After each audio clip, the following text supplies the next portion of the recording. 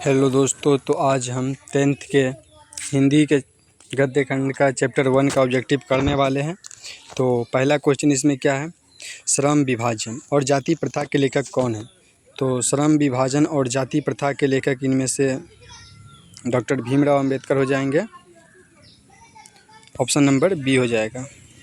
अगला क्वेश्चन है, डॉक्टर भीमराव अंबेडकर के पिता का नाम क्या था। तो आप लोग बताइए पहले, डॉक्टर भीमराव अंबेडकर के पिता का नाम क्या था। तो बता दें कि डॉक्टर भीमराव अंबेडकर के पिता का नाम रामजी सकपाल था। ऑप्शन नंबर बी हो जाएगा इसका, ऑप्शन नंबर बी। अगला क्वेश्चन है, आधुनिक सभ्य समाज में कार्यकुशलता के लिए किसे आवश्यक माना जाता है। क्वेश्चन है, आधुनिक सभ्य समाज कार्यकुशलता के लिए किसे आवश्यक मानता है। तो आधुनिक सभ्य समाज कार्यकुशलता के लिए श्रम विभाजन को आवश्यक मानता है। श्रम के आधार पर ही काम दिया जाता है यहाँ। जैसे कि कोई दलित है तो वो छोटा काम ही करेगा, जैसे कोई उच्च जाति ब्राह्मण है तो वो केवल वेद पढ़ेंगे, यही सब। अगला क्वेश्चन है, जाति प्रथा भारत में बेरोजगारी का एक कारण बनी हुई है। क्वेश्चन है, जाति प्रथा भारत में बेरोजगारी का एक कारण बनी हुई है। प्रत्यक्ष और प्रमुख ये दोनों हो जाएगा, इसका ऑप्शन नंबर सी हो जाएगा, ए एवं बी दोनों। अगला क्वेश्चन है, मूकनायक क्या है।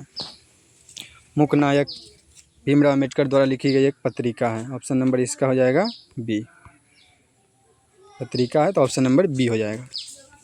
अगला क्वेश्चन है, डॉक्टर भीमराव अंबेडकर की मृत्यु कहाँ हुई। तो डॉक्टर भीमराव अंबेडकर की मृत्यु दिल्ली में 1956 ईस्वी में हुआ था। इसका जन्म कब हुआ था, तो 14 अप्रैल 1891 महू मध्य प्रदेश में इसका जन्म हुआ था। तो अगला क्वेश्चन है, ये देखिए क्वेश्चन आ ही गया, भीमराव अंबेडकर का जन्म कब और कहाँ हुआ, कब हुआ था। तो भीमराव अंबेडकर का जन्म 14 अप्रैल 1891 ईस्वी में हुआ था। तो ऑप्शन नंबर इसका डी हो जाएगा। अगला क्वेश्चन है, अंबेडकर की दृष्टि में भाईचारे का वास्तविक रूप कैसा होता है। क्वेश्चन इसमें कह रहा है कि अंबेडकर के दृष्टि से भाईचारे का वास्तविक रूप कैसा हो सकता है। तो इसका आंसर हो जाएगा दूध और पानी के मिश्रण की तरह। जैसे दूध और पानी मिलने के बाद उसमें पानी का कोई अस्तित्व नहीं रहता, उसी तरह भाईचारे में भी ये नहीं देखना चाहिए कि भेदभाव हो। तो ऑप्शन नंबर बी हो जाएगा। अगला क्वेश्चन है, भारतीय संविधान के निर्माण में महत्वपूर्ण भूमिका किसकी है। तो भारतीय संविधान की निर्माण में आप जानते हैं सबसे मुख्य भूमिका भीमराव अंबेडकर की है। तो ऑप्शन नंबर ए हो जाएगा इसका, ऑप्शन नंबर ए। सभ्य समाज की आवश्यकता है, सभ्य समाज की आवश्यकता है श्रम विभाजन में। ऑप्शन नंबर बी हो जाएगा इसका, ऑप्शन नंबर बी। अगला क्वेश्चन है, प्राथमिक शिक्षा प्राप्त करने के बाद भीमराव अंबेडकर उच्च शिक्षा प्राप्त करने कहाँ गए। तो प्राथमिक शिक्षा जब भीमराव अंबेडकर की पूरी हो गई तो वह उच्च शिक्षा प्राप्त करने के लिए न्यूयॉर्क अमेरिका चले गए। ऑप्शन नंबर सी हो जाएगा। अगला क्वेश्चन है, अंबेडकर चिंतन व रचनात्मक के लिए प्रेरक व्यक्ति थे। क्वेश्चन कह रहा है कि अंबेडकर किसके तरह चिंता और सोचते थे। तो इसका ऑप्शन नंबर हो जाएगा डी सभी। बुद्ध, कबीर और ज्योतिबा फूले तीनों के ये समकालीन थे, मतलब ये तीनों को मानते थे और उनके विचारों पर ही चलते थे। तो ऑप्शन नंबर डी हो जाएगा सभी। अगला क्वेश्चन है, जाति पाति तोरक मंडल भाषण लाहौर में कब हुआ। तो क्वेश्चन है कि जाति पाति तोरक मंडल भाषण लाहौर में कब हुआ। तो ये भाषण हुआ था 1936 ईस्वी में लाहौर में हुआ था। ऑप्शन नंबर सी हो जाएगा इसका, 1936। श्रम विभाजन और अगला क्वेश्चन 14 नंबर है, श्रम विभाजन और जाति प्रथा क्या है। तो श्रम विभाजन और जाति प्रथा एक निबंध है। ऑप्शन नंबर सी हो जाएगा, ऑप्शन नंबर सी निबंध। अगला क्वेश्चन है, निम्नलिखित रचनाओं में से कौन सी डॉक्टर भीमराव अंबेडकर की रचना है। तो डॉक्टर भीमराव अंबेडकर की रचना इसमें द कास्ट इन इंडिया दोनों है, ये भी है। The untouchables who are the, ये भी है। और हु आर शुद्राज, ये भी है। तो इसका ऑप्शन नंबर डी हो जाएगा सभी, ऑप्शन नंबर डी सभी। 16 नंबर क्वेश्चन है, आधुनिक सभ्य समाज श्रम विभाजन को आवश्यक क्यों मानता है। क्वेश्चन कह रहा है कि आधुनिक जो अभी समाज है वो श्रम विभाजन को आवश्यक क्यों मानता है?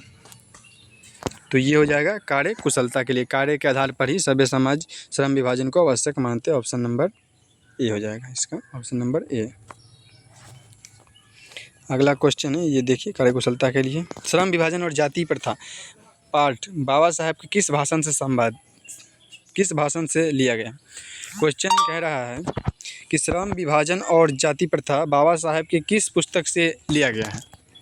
तो ये होगा annihilation of caste, option number C, annihilation of caste से लिया गया है श्रम विभाजन और जाति प्रथा। क्वेश्चन नंबर 18 कह रहा है अंबेडकर के भाषण एनिहिलेशन ऑफ कास्ट को किसने हिंदी में रूपांतरित किया? तो अंबेडकर के भाषण एनिहिलेशन ऑफ कास्ट को ललाई सिंह यादव ने हिंदी में कन्वर्ट किया था। Lalai Singh Yadav, option number A हो जाएगा। अगला क्वेश्चन 19 नंबर, अंबेडकर का जन्म किस परिवार में हुआ? तो अंबेडकर का जन्म आप लोग जानते भी हैं और सब लोग जानते हैं कि दलित परिवार में हुआ था। ऑप्शन नंबर सी हो जाएगा। अगला क्वेश्चन है लेखक को इस युग में कहाँ पर विडंबना दिखाई देती है? क्वेश्चन क्या रहा है कि जैसे भीमराव अम्बेडकर लिखे हैं इस पुस्तक को, तो इसको कहाँ पर विडंबना दिखाई देती है? तो ये होगा जातिवाद में। जातिवाद जो है उसमें उसको विडंबना दिखाई दे रही है कि बड़े जाति के लोग छोटे जाति को देखना भी पसंद नहीं करते हैं। ऑप्शन नंबर ए हो जाएगा। अगला क्वेश्चन 21 नंबर, डॉक्टर अंबेडकर के माता का नाम क्या था? तो डॉक्टर अंबेडकर के माता का नाम भीमाबाई था, भीमाबाई, ऑप्शन नंबर डी हो जाएगा, भीमाबाई। अगला क्वेश्चन है 22 नंबर, डॉक्टर अंबेडकर पीएचडी की उपाधि कब धारण की? क्वेश्चन कह रहा है कि डॉक्टर अंबेडकर ने पीएचडी की उपाधि कब धारण की? तो डॉक्टर अंबेडकर ने पीएचडी की उपाधि 1916 ईस्वी में धारण की। ऑप्शन नंबर सी हो जाएगा इसका, ऑप्शन नंबर सी। अगला क्वेश्चन है लेखक की दृष्टि में विडंबना की बात क्या है? लेखक की दृष्टि में विडंबना की बात क्या है? तो लेखक की जैसे भीमराव अम्बेडकर की दृष्टि में विडंबना की बात है जातिवाद के पोषकों की कमी नहीं है। कि उसके विडंबना इसलिए कर रहे हैं कि वो कह रहे हैं कि हमारे देश में जातिवाद बहुत है, भेदभाव बहुत हो रहा है। तो उसमें ये कह रहा है कि जातिवाद के पोषकों की कमी नहीं है, भेदभाव करने वाले लोगों की भारत में कमी नहीं है। तो उसका ऑप्शन नंबर ए हो जाएगा। अगला क्वेश्चन है लेखक की दृष्टि में आदर्श समाज कैसा होना चाहिए? क्वेश्चन कह रहा है लेखक की दृष्टि में आदर्श समाज कैसा होना चाहिए?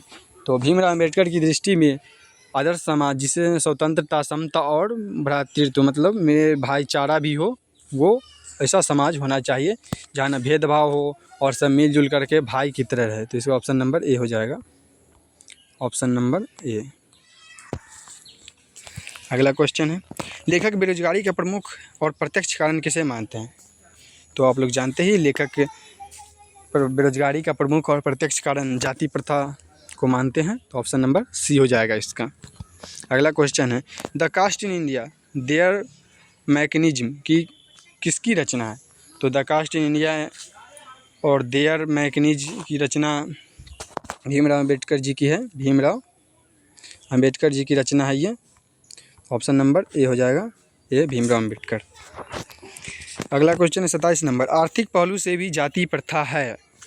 क्वेश्चन है आर्थिक पहलू से भी जाति प्रथा है हानिकारक? तो ऑप्शन नंबर इसका हो जाएगा बी, हानिकारक हो जाएगा। यहाँ पर ये जाति प्रथा आर्थिक पहलू से भी ज़्यादा हानिकारक है। अगला क्वेश्चन है डॉक्टर भीमराव अम्बेडकर का जन्म कहाँ हुआ था? तो डॉक्टर भीमराव अम्बेडकर का जन्म महू मध्य प्रदेश में हुआ था। ऑप्शन नंबर ए हो जाएगा। तो कब हुआ था? तो आप लोगों को याद है 14 अप्रैल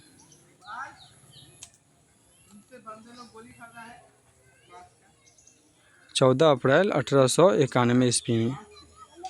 14 अप्रैल 1891 ईस्वी महू मध्य प्रदेश में भीमराव अम्बेडकर जी का जन्म हुआ था। अगला क्वेश्चन है डॉक्टर भीमराव अम्बेडकर ने किस पत्रिका का संपादन किया?